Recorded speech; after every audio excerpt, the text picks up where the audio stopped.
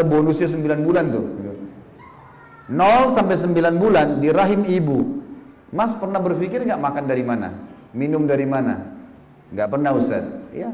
Ibu kita yang setengah mati minum susu, hamil asam folat lah, vitamin-vitamin, setengah mati ngunyah, lewat saripatinya makanan tuh. Kenapa ibu hamil suka lapar? Karena sarinya makanan itu ditarik sama bayi, melalui plasenta masuk. Kita cuma tahu hidup. Di dalam kantong ada air, tergenang dengan air. Kok bisa hidup? Gak ada pikiran tuh, belum sarjana waktu itu, gak tahu apa-apa. Makan hidup.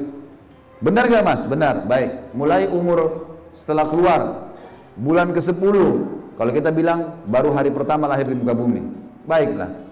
Anggap tahun pertama, waktu masih kecil, masih anak-anak. Mas kalau mau butuh apa-apa bilang apa sama orang tuanya? Tinggal minta Ustaz. Kalau tidak dikasih, ngerengek, nangis. Pernah nggak berpikir waktu kita masih kecil minta mainan, minta baju, kalau orang tua kita nggak mau beliin? Pernah nggak kita berpikir dari mana orang kita ambil duit? Nggak pernah kita mau tahu kan? Kita cuma mau tahu kasih, nggak dikasih, ibu jahat, ayah jahat, minta pokoknya. Ini sampai berapa tahun Mas? Sampai sekian tahun. Bahkan saya tanya, Mas dibiayai sama orang tuanya sampai umur berapa? Sampai selesai kuliah Ustaz.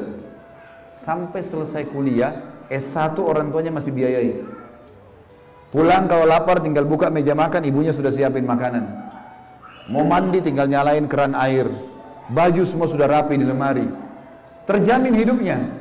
Ternyata dia aman hidupnya, dia merasa aman sampai umur 24 tahun orang ini.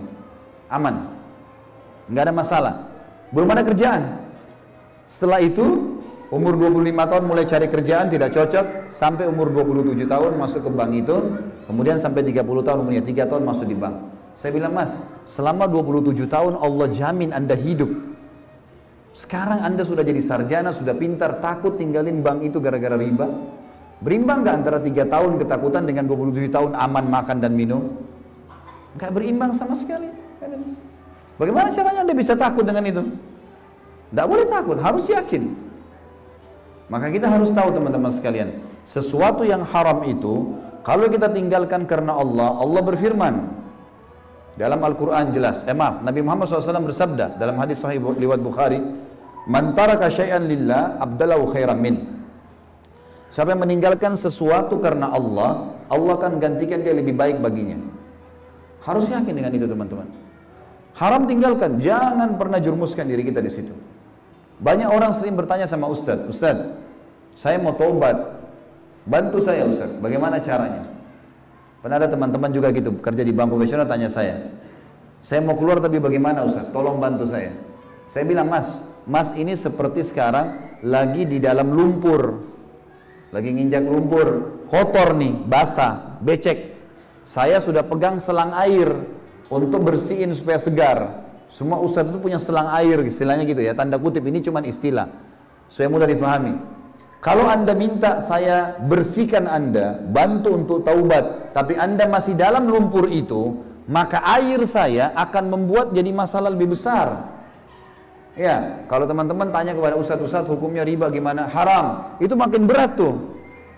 Karena sudah tahu hukum. Sama saya siramin air di becek itu, makin basah, makin susah keluar. Ya. Sekarang kalau Mas mau, keluar dulu dari lumpur itu ke jalan raya sini, saya siramin, bersih tuh, memang basah, tapi bisa lari kencang tuh. Aman. Keluar dulu. Allah berfirman dalam Al-Quran teman-teman, baik-baik renungi ayat ini. A'udzubillahi minasyaitonirrajim. Innallaha la yughayyiru ma biqaumin hatta yughayyiru ma bi anfusihim. Allah tidak akan mengubah nasib satu kaum sampai mereka mengubah dirinya sendiri dulu. Teman-teman kalau terus saja kerja di satu tempat haram, saya nggak tahu mau makan apa, ya sudah sama saja nggak mau keluar, gitu kan? Nggak mau mengubah nasibnya, maka dia begitu terus keadaannya.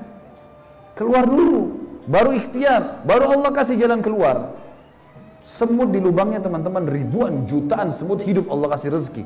Ikan di lautan, burung-burung yang berterbangan, banyak makhluk Allah selain kita dikasih makanan dan minuman. Lalu kenapa kita menganggap kita nggak bisa dikasih hidup sama Allah?